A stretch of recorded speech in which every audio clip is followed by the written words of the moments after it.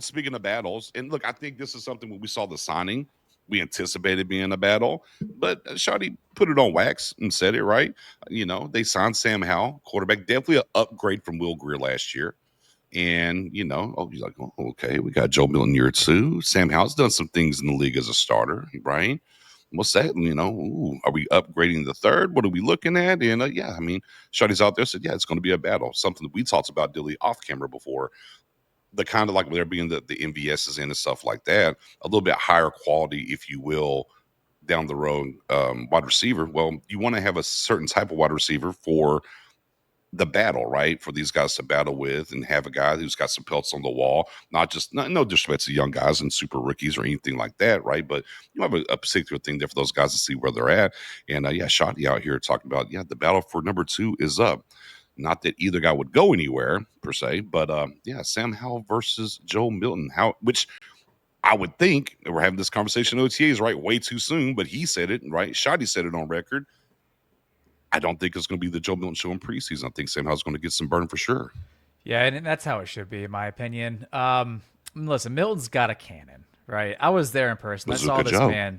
I saw this man's cannon, and it's and that sounds weird. I'm sorry, but it's scary because I feel bad for the receivers, right? I mean, broken fingers, just waiting on a hitch, right? I mean, this guy doesn't understand, and I'm not trying to be mean or anything, but he doesn't quite understand how to take anything off the ball. I think he's Right. even been quoted as saying it's not his responsibility to put touch on these passes in so many words, right? He's going to get the ball there as fast as he possibly can. It's up to receivers to catch it. And that's not necessarily the case. You've got to have a little bit of touch, a little bit of feel for what your receivers want, what they're able to do.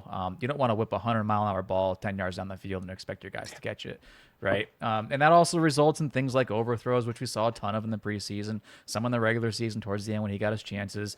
It's a guy who I think could really have a lot to gain in like a USFL league, right? I think that if he got just a ton of in-game experience, I think that could really help him understand the game better and how to put some more touches on his balls better. Because I don't think, the reps in camp and it's not real football, right? These guys, especially the quarterback positions and the positions that are super hard to play and understand, they have to have real game action. And I just don't know if a guy like Joe Milton is going to get the play time in live action on a consistent basis where he's going to be able to develop where he needs to develop. Whereas a Sam Howell, I think, is closer to where you want from a consistency standpoint. He can Right. make a lot of the really easy throws that I think Milton sometimes can struggle with. I think heading into OTAs and then eventually camp, I would think that maybe Howell, in my eyes, might have the lead, and he'd have to go out and basically solidify and cement his position there as QB2 on the roster. And they'll probably carry three, if I had to guess, because of the way the rules are. So Right. it's not like they're going to lose anybody. But I would think the backup on game day, in my eyes today, I think Sam Howell might have the edge. Going to be a fun battle. I look, I like the way they staggered the battle because you got Joe in here, Will Greer, not a lot of pressure there, right, from Will Greer. And let him get in here, get all the work that he possibly can. And they did, right? We looked at preseason last year, and all the work, all the reps, right? And just kind of going through that. And like, okay, you had a year, all right. Not a lot of game time last year, but you got some week 18 work in, right? And it's time for you to now next year, you're two into the scheme, same scheme, you know where it is. We got to make sure and solidify that number two spot. So you're not going to get a Will Greer. No respect to Will Greer, right? Maybe a former Cowboys coach. We know we like taking ex quarterbacks and making them coaches, right? No, and no respect to Will Greer. But we're going to up the ante a little bit here with a guy who's been a starter in this league and done some things, and you got to earn it a little bit. So I'm excited for the battle, and I think it's the right move. And if you're developing someone, I like the development of not that it wasn't pressure, right? There's pressure in the NFL to perform, right? But realistically, not a whole lot of pressure on him. Last year, it was about getting here and learning. We're not going to put a guy in the room that's really going to press you to a certain extent from where our organization's standing at right now. But now it's different. You got a guy in the room, and guess what? Shotty on open mic said it, so it's up now. And they've had the conversation once again, but Yeah, yeah, and it. if the team makes a move for you, right, that they trade, give them draft capital, like you're going to have the Mhm, edge on that position battle. This is a whole nother season now at this point, and mhm. this is, I think, a true battle, and it'll be exciting to see how that turns out. And we talked running backs, we talked quarterbacks. Let's talk receivers. Yeah. We know Okay. receiver 1, 2, 3. Wide receiver 1 and 2 haven't been there in OTAs. So Mm, now you got Turpin, you've got Flanoy, you've got some of these others out there that are looking good supposedly here in OTAs and fighting against air. looking great. All pros all over the field. But realistically, what's kind of your outlook? What's your expectation for this receiver room heading into the 2026 season? Maybe start with camp and then go beyond that. I'm looking at Holden, right? And can Trayshawn Holden make that year two jump as Flo did, and really kind of walk through the door? Because I think the fours the four's kind of set. We kind of know the four. You kind of talked about them, but that opens up 5 and 6. Where does that 5 and 6 going to come from? Right now Mingo's in camp. I mean, at OTAs, but he's growing. Right, last year the deal after we traded the fourth for him. So I mean, get ready, and it's more precautionary than anything. So I mean, he'll have an opportunity there for 4 or 5. Same thing with Holden. I think that's just for me. And look, there's a lot of talk in OTAs too that Flo might take another jump, which I mean, by all means, go ahead and jump again. I mean, he's getting some slot work out there, OTAs, not full time, but they're moving it around, getting into year two of this program and this offense, and moving some guys around, which is exciting. But I'm looking at that 4 or 5 spot. Or, well, I will say 4 or 5 Well, too, maybe. because Turpin is a weapon returning wise. How consistently do you want to have him on the field as a wide receiver? So there's a Right. little bit of there. So we'll go top 3, but Turpin's in the building. But who is that 4, 5, 5, 6 guy that they want to Yeah. get into And with I mean 4 and 5, it's interchangeable, right? Once you get past special 3, teams? you're looking for special teams guys. You're looking for guys that are playing receiver that have specific skill sets. Turpin has the Mm-hmm. speed, right? The danger is his speed, and so you don't really Mm-hmm. have that with Take the anybody lid else. off. So when we talk 4 or 5, that's probably why Turpin is solidified at 4. But 4 and 5 should see ample playing, or not maybe not ample, but enough playing time to warrant obviously the roster spot, all that. Turpin has a special teams element.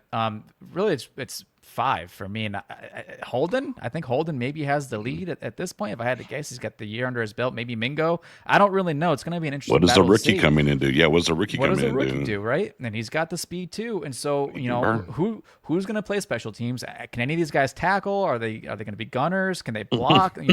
What are they going to do? So you're looking at that in camp. You're looking for maybe a backup punt returner, maybe if it's not Downs, right? Who knows? But you're looking for a backup punt returner. They've got to build out their game elsewhere other than just that receiver position at that point. And you talked about Flanoy. I put out on Twitter, Flanoy, all my chips are pushed into this Flanoy corner here because I think this is a guy he made a jump last year. Some say it was a breakout season. I don't know. It kind of was. He cracked the egg, right? If he was a dinosaur in an egg, he started to crack the egg. But let's see Mm-hmm. him really break through this year, right? I think he's got a good shot, even if the volume isn't there. It wasn't there last year. I think he had 40 something receptions, I want to say.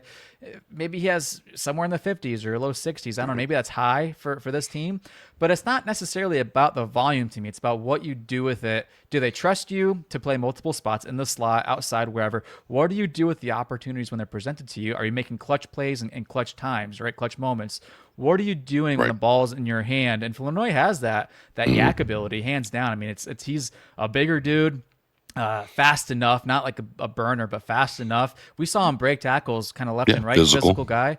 Mm-hmm. It's a guy that for wide receiver 3, phenomenal, and he might have wide receiver 2 upside, and that's a big deal. We don't need to get into the George Pickens Oh contract talk, Lord, but that's a it's big deal OTAs. heading into Good next stuff. year, right?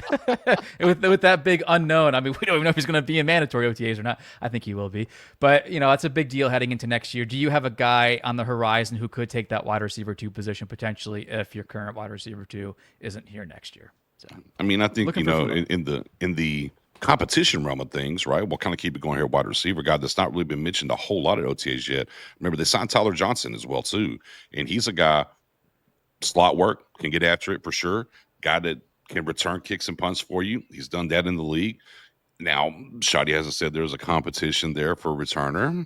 Okay, is that a signing? I know when they signed him, I was like, oh, my ears kind of went up a little bit. I was like, oh, Tyler Johnson. It's an interesting signing because he does a lot of the same things that Turpin does.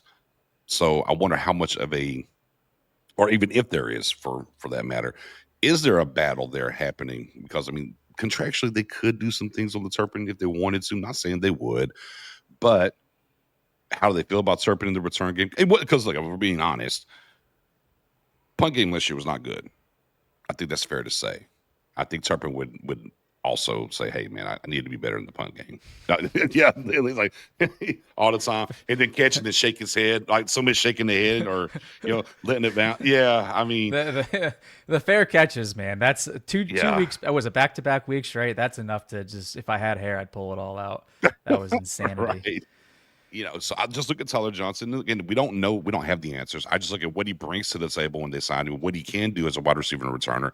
I'm like, Shotty, you trying to get a competition going there? You haven't said anything. That's why I thought from the outset, nothing's really been talked about in the OTAs yet. That's something we'll just have to kind of wait and see when it's maybe we get into camp. I don't know about mandatory camp, but actually Oxnard camp, I should say. So, but yeah, keep a name on. For me, I'm keeping an eye on Tyler Johnson just to see what kind of competition he's going to have for Turpin. Yeah, and in all fairness, to Turpin, it's the first year of a new special teams coordinator. Sure. None of the blocking was atrocious. Everything about it was just bad. The only thing that was good about special teams last year was Butter Aubrey, and that's just him doing Butter things, right? But your return units, your coverage units, none of it was good. You're constantly losing the field position battle. Some of that has to do with your defense. A lot of it has to do with your special teams. Special teams was just abysmal last year all the way across. So I'm looking for Turpin to have hopefully a rebound year, but if not, he's a candidate to look at next year to possibly move on from at that point. Cowboys Nation, stand up tall. We'll